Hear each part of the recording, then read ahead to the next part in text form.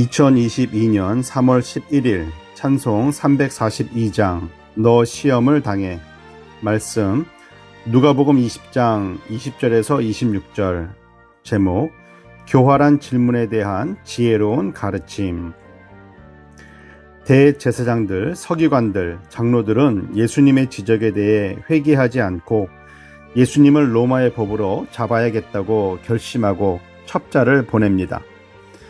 예수님의 말씀을 따르는 사람처럼 가장한 첩자는 예수님, 당신은 사람을 겉모습으로 판단하지 않고 오직 진리로 하나님의 말씀을 올바르게 가르치십니다 라고 말하면서 질문을 합니다.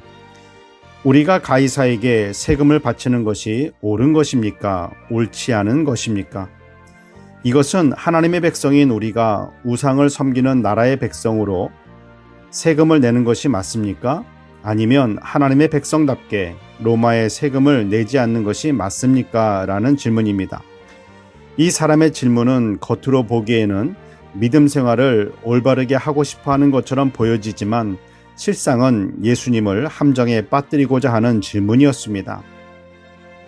로마의 세금을 내라 하면 이스라엘과 하나님께 역적이 되는 것이 되며 세금을 내지 말라고 하면 로마를 인정하지 않고 대적하는 죄로 로마에 고발하기 위함입니다.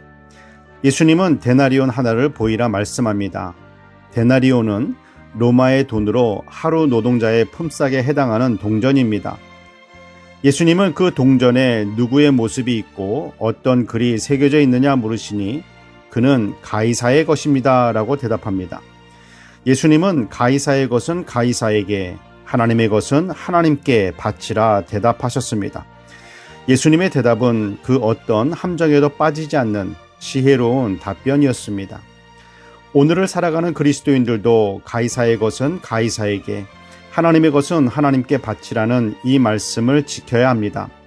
그리스도인은 하늘에 속한 백성이나 이 땅에서 살아가고 있기 때문에 세상 법을 지켜야 합니다. 그 이유는 세상 나라의 모든 권세가 하나님께 속하였으며 하나님께서 세상 나라들의 지도자들도 세우시기 때문입니다. 그럼에도 불구하고 알아야 할 것은 하나님의 법이 세상의 법 위에 있다는 것입니다. 세상의 법을 지키듯이 하나님의 법도 지켜야 합니다. 하나님의 백성은 성경에 기록된 하나님의 법을 포함하여 십계명도 지켜야 합니다. 그 법을 지킴으로 구원을 받는 것은 아닙니다. 미국 시민은 미국 법을, 한국 시민은 한국 법을 지키듯이 하나님의 법은 예수님을 믿어 구원받은 천국 시민들이 지켜야 하는 법이기 때문입니다. 기도하겠습니다. 사랑의 하나님, 우리가 살고 있는 이 나라와 정치, 경제, 교계 등을 이끌어가는 지도자들을 축복하여 주시옵소서. 세상의 법을 지키면서 살아가듯이 하나님의 법을 지키는데 더욱 힘을 다하게 하옵소서. 예수 그리스도의 이름으로 기도드립니다. 아멘.